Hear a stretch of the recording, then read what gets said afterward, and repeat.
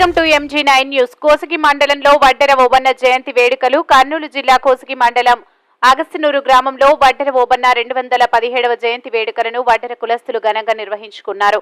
స్వాతంత్ర సమర ఉద్యమంలో దేశానికి ఎందరో నాయకులను, ఉద్యమకారులను అందించిన ఘనత వడ్డెర జాతి కులస్తులదని, త్యాగాలకు, ధైర్యానికి మారుపేరుగా ఉన్న వడ్డెర కులస్తుల మూల పురుషుడు. స్వాతంత్ర సమర ఉద్యమంలో వడ్డెర జాతి పరాక్రమాన్ని శత్రువులకు రుచి చూపించిన వడ్డెర ఓబన్న చరిత్రను ఈ రోజు స్మరించుకోవడం చాలా గర్వంగా ఉందని మంత్రాల నియోజకవర్గ వడ్డెర కుల నాయకులు ఓర్సు నాగరాజు, ఉల్లిగయ్య సిద్ధయ్య, విశ్వనాథ్, భీమేష్లు అన్నారు. ముందుగా వడ్డెర ఓబన్న చిత్రపటానికి పూలమాలలు వేసి నివాళులు అర్పించారు.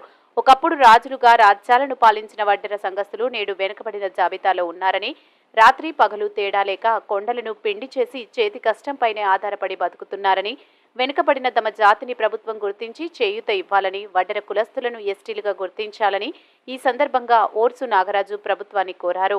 ఈ కార్యక్రమంలో గ్రామ సర్పంచ్ వడ్డే ఉలిగయ్య, నియోజకవర్గ వడ్డే కుల నాయకులు ఓర్సు నాగరాజు, వీరేష్, విశ్వనాథ్లతో పాటు గ్రామ వడ్డెర కులస్తులు పాల్గొన్నారు. MG9 news Koski reporter Satish.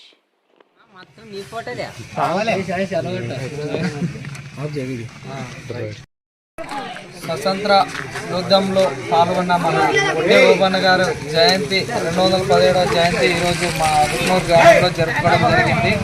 స్వతంత్ర యుద్ధంలో పాల్గొన్న మా ఓబన్న ఆయన చరిత్ర చెప్పుకోవడానికి చాలా చిన్నది, కానీ అలాంటి యోధుడు మళ్ళీ దొరకడని మా కులాల్లో అలాంటి యోధుడు మళ్ళీ దొరకడని సభముఖంగా తెలియజేస్తున్నాం.